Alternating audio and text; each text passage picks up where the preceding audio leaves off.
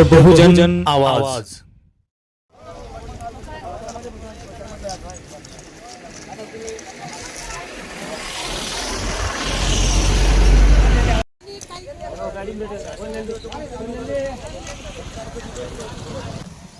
नमस्कार, मी सदानंद खिल्लारे. आपण पाहतात द बहुजन आवाज. आज आपण उपस्थित आहोत दारवा तालुक्यातील सायखेडी या गावात आणि आपण पाहतो आहे मागे सर्व आंदोलनकर्ते आणि निदर्शनकर्ते येथे बसलेले आहेत. हे एकूण निदर्शन आंदोलन कशा संदर्भात आहे हे प्रत्यक्ष आपण त्यांच्याकडून जाणून घेऊया. दत्तवाडीवर स्थित हे आंदोलनाचा पिंडॉल दिसत आहे आणि यामध्ये संपूर्ण आंदोलनकर्ते आणि ग्रामस्थ येथे उपस्थित झालेले आहेत आणि नेमक्या त्यांच्या काय मागण्या आहे आणि कशाविरुद्ध आंदोलन आहे, कोणाविरुद्ध आंदोलन आहे, ह्या सर्व गोष्टीचा उहापोह आपण करणार आहोत आणि प्रत्यक्ष त्यांच्याकडून जाणून घेणार आहोत. तर या आंदोलनामध्ये बसलेले यांचे जे नेमके पुढारी आहेत किंवा या आंदोलनाचं नेतृत्व करत आहे असे माणिक राठोड, प्रत्यक्ष आपण त्यांच्याशी जाणून घेऊया. तर भाऊ, आपण आज आंदोलनासाठी बसलेला आहात दत्तवाडी स्थित येथे. तर काय नेमक्या आपल्या मागण्या आहे आणि कोणाच्या विरुद्ध आंदोलन आहे ते सांगा. सध्या आमचं आंदोलन आजपासून 10:30 वाजता चालू झालेलं आहे. आम्ही आमच्या गावात जे ईगल कंपनी काम करत आहे, या रोडच्या दारवाजे आर्मी रोडचं काम घेतलेलं आहे, ते आमच्याच गावच्या NOCच्या भरोशावर काम करत आहे. आमच्याच गावातून त्याला परमिशन आहे रोडच्या कामाकरिता उत्खननासाठी व कंस्ट्रक्शनसाठी.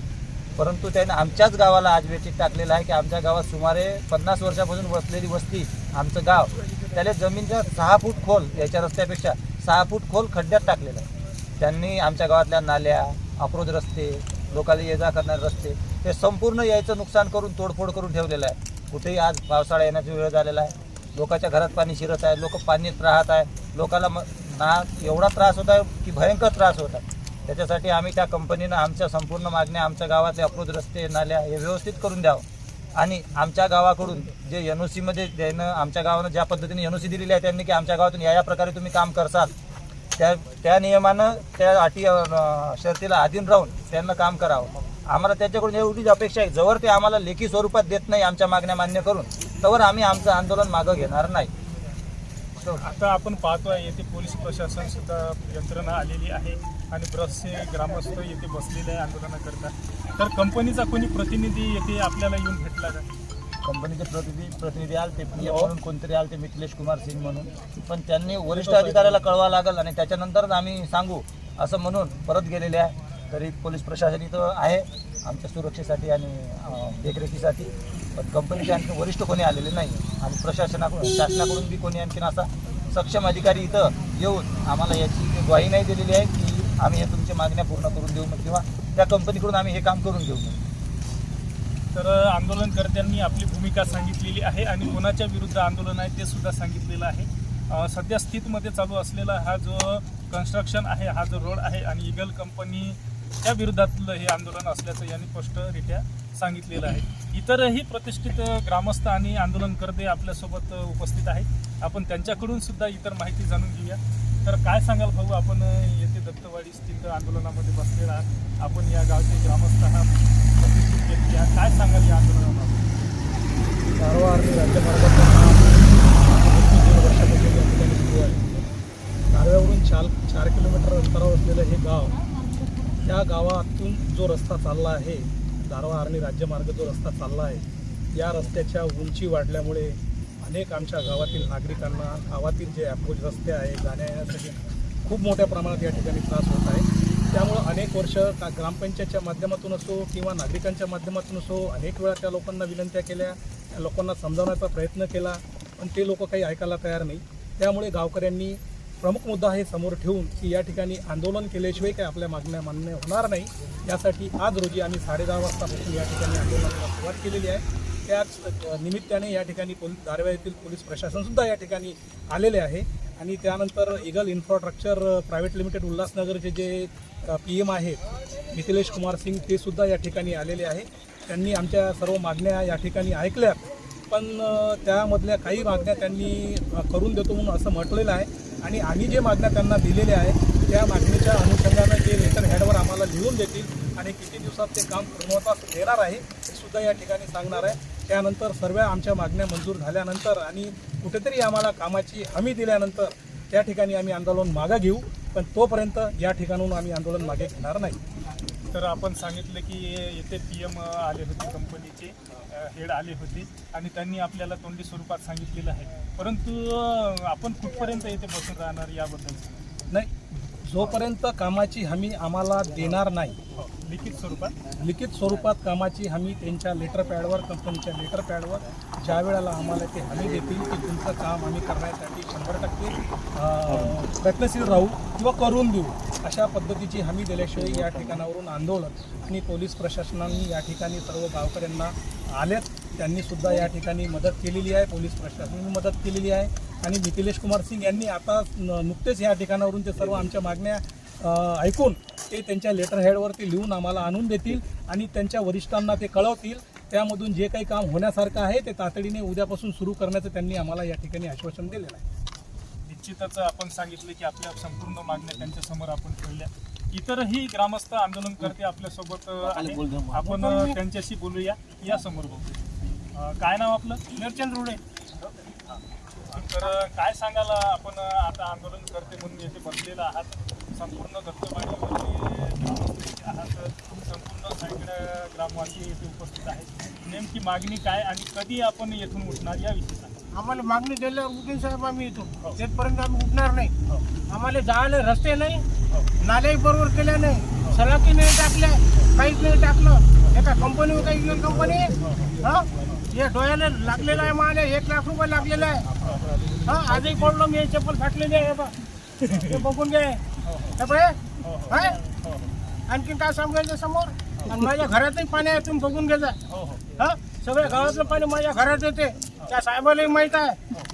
फेसबुकवर पाठवलेलं आहे ग्रामपंचायतच्या, तर द्यायचं पता नाही. त्या नाली आता बांधली नाही ना, त्याच्या सलाकी नाही, काहीच नाही. आम्ही काय करू? 2-3 वेळ पडलेला आम्ही, आमच्या घरावर आमचा भाषा त्याचा हात तुटलेला आहे. तर मग आता येथे कुठपर्यंत बसून राहणार? जेथपर्यंत मागणी देत नाही तेथपर्यंत आम्ही उठणार नाही इथून.